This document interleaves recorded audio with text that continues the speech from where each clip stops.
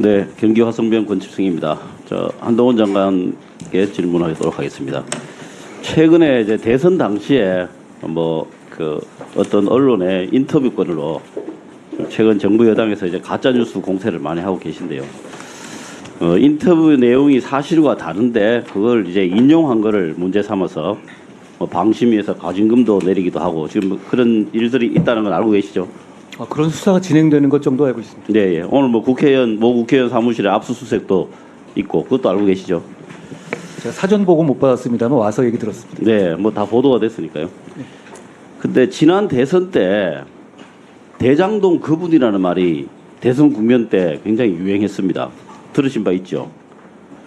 말씀해 주시면 듣겠습니다. 네, 21년 10월 9일 모 언론에 최초 등장했는데요. 그 내용을 보면 천화동인 1호 배당금의 절반은 그분 것이다 라는 취지로 김만배가 남욱에게 말했다가 아니고 말했다고 한다 이렇게 돼 있어요. 아주 묘한 표현으로 돼 있는데요.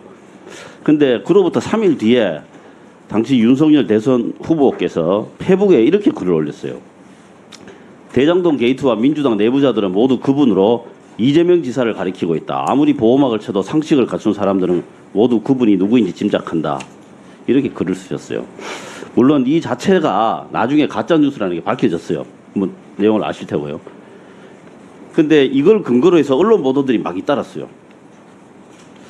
그러면 이 가짜뉴스를 근거로 인용 보도한 언론들에게도 뭔가 상황 조치가 있어야 될 것 같은데요. 어떻게 생각하십니까? 그 말씀하신 뉴스가 가짜 뉴스였는지 그건 제가 정확하게 판단할 문제는 아니고요. 검찰에서 가짜 뉴스라고 공식적으로 이야기했습니다. 그걸 검찰은 가짜 뉴스라고 얘기했습니까? 예. 네. 그 당시에 이정수 중앙지검장이 이야기한 게 있습니다. 그 당시 이정수 검사장이 얘기했죠. 네, 예. 지금 수사팀이 얘기하고 있는 입장하고 좀 다른 것 같습니다. 그 사람 바뀐다고 다른 내용이라고 이야기할 수는 없잖아요. 그리고 이게 사람이 구체적으로 대법관 구체적으로 대법관 누구라고 이야기를 했어요. 그 사람이 그분이 누구라고 그렇게까지 이야기를 했습니다. 자, 그러니까 어쨌든 이렇게 인용 보도한 언론들한테 뭔가 상황 조치가 있어야 되는 거 아닙니까? 만약에 그렇게 하지 않으면 선택적으로 수사하고 처벌하고 괴롭힌다, 국가 권력이 편파적이다 이런 비판을 벗어나기가 어려울 겁니다. 그게 이제 진실이 부합되느냐가 문제겠죠. 위원님 이제 어떤 전제로 말씀하시는데 네, 그거에 대해서 제가 가정적으로 말씀드릴 수는 없을 것 같습니다. 네, 제가 지금 오히려 지금 현재 뉴스타파 건이 아직 확인 중에 있는 거죠. 저 문제 의식이 별로 없으신 것 같은데 제가 내용 자체는 확인을 해드릴게요. 이게 속기록에 있는 내용입니다. 아니 그러니까 그때 중앙지검장이 그런 발언을 한 것이 좀 문제라는 문제의식도 많이 있지 않았습니까? 그러니까 그걸 전제로 해서 제 의견을 물어보시는 건 큰 의미는 없을 것 같습니다. 진지하게 안 들으시니까 기록에 남기는 정도로 만족하겠습니다. 저 PPT 좀 보여주십시오. 이번에 체포 동의안 제출하면서 설명을 하셨죠, 국회에서. 9월 달에. 여러 번 설명했습니다. 예, 9월 달에 하신 게 있죠. 추석 직전에요. 근데 이재명 대표에 대해서 제가 예, 하다가 중간에 막혀서 다 하지 못하고 내려온 바가 있습니다. 예. 근데 제가 95년도 거부터 쭉 조사를 해보니까 이제 여러 법무부 장관들께서 와서 설명을 하셨는데 글자 수가 총 한 4만 자 됩니다. 39,215자인데요. 우리 한 장관님께서 그 중에서 거의 3만 자 가까이 하셨어요. 위원님, 저거에서 글씨수를 보실 게 아니라 저기서 과연 부결된 게 몇 건인가를 먼저 보셔야 될 것 같아요. 예. 좋습니다. 제가 질문하는 거에 좀 답변을 해주십시오. 제가 정신이 맞는 없어요. 답변이라고 드린 겁니다. 그러니까 좀 집중을 좀 해주십시오. 질문하고 싶으시면 내년 5월 이후에 하시든지 그렇게 하십시오. 여기 보시면요. 지금 박상청 강금실 전 장관이 노무현 대통령 때입니다. 이때 보면은 하나도 없어요, 글자가. 왜 글자 수를 제가 안 셌냐면요. 다 서면으로 냈습니다. 다 가결되지 않았습니까? 다 서면으로 냈습니다. 지금 가결, 부결을 제가 묻는 게 아닙니다. 서면으로 냈습니다. 가결되든 부결되든 결국에 법원에 가서 영장심사를 또 따로 받잖아요. 그래서 그 자체가 의미를 가진 건 아닙니다. 법적 절차로. 그런데 그 이후에 보시면요.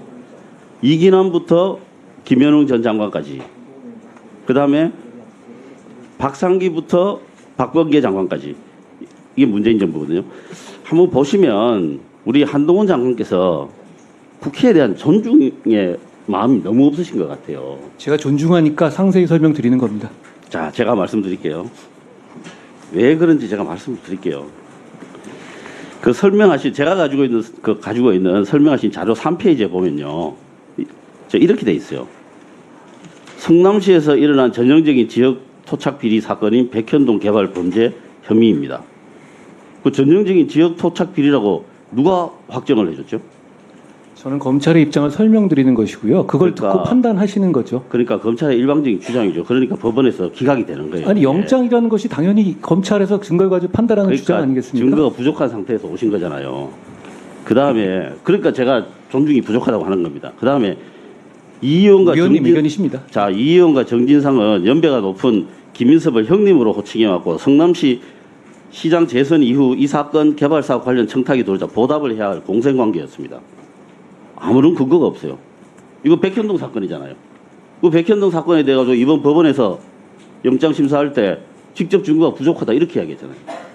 그걸로 구속된 저도 사람이 보니까 굉장히 이거- 많죠. 이게 도대체 그리고 지금 진행되는 근거가 상황에서 뭔지 영장 한번 모르겠어요. 기각됐다고 그걸 가지고 잠깐만요, 무죄받은 것처럼 잠깐만요. 말씀하시는 거 너무 지금 오래 그러시네요. 답변을 좀 해주십시오. 형님으로 호칭하고 부탁하고 보답해야 되는 공생관계 이거 도대체 근거가 뭡니까? 검찰이 어떤 판단을 하고 있는지 보여드리는 건데 그게 문제가 있습니까? 제가 봤을 때 확정 평양을 갖고 계신 거예요. 위원님이야말로 죄가 없다는 확증판을 갖고 계신 거 아닙니까? 그러니까 계속 또 질문한다. 아니요 진짜. 질문이 아닙니다. 질문은 답변입니다. 제가 합니다. 답변을 드리는 네. 거예요. 예. 그 질문 하시려면 좀 기다리셔야 됩니다. 자, 그 다음에 또 이런 말이 있어요. 제가 뭐 제가 아예 뒤에 여기 보시면요. 이재명 성남시의 외부 실세로서 김민섭이라는 사람이 실세로서 공무원의 각종 인사와 각종 인허가에 개입하는 성남시 로비스트 인허가 해결사 허가방 등으로 알려진 인물이라고 했어요. 그 사람 그걸로 구속됐어요. 아니요. 언론 기사를 쓰는 것도 아니고 수사 주체가 확인된 인물이라고 했어요. 위원님, 그분 그걸로 인해서 같은 혐의로 구속된 전력이 있고요. 지금도 구속됐었죠. 판결이 확정됐나요? 판결 확정됐죠? 아니요. 지금 이거는 지금 그렇게 브로커 한 혐의로 판결이 확정되지 않았습니까? 된 거 있죠? 아시지 않습니까? 맞죠? 자, 정리하십시오. 성남시에서의 그 허가방으로 활동한 거 맞죠? 판결이 그렇게 나오잖아요. 확정돼 있잖아요. 그 자, 답변입니다. 권진성 의원님 정리합시다. 예. 답변입니다. 아, 이거 하나만 하지 마십시오. 알려진 인물이라고 했어요. 이게 수사기관이 이렇게 써도 됩니까? 이거는 신문 기자들이 쓰는 거예요. 위원님, 그것은 설명드리는 거예요. 들으시는 분한테 검찰이 어떤 입장으로 이 구속영장을 청구하는지 설명하는 내용이기 때문에 그거가 없을 때 이런 표현이 있어요.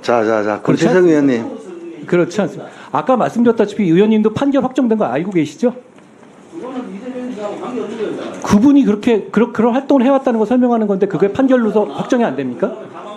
자, 권진성 의원님 평소답지 않게 왜 그러십니까? 자, 정리하시고.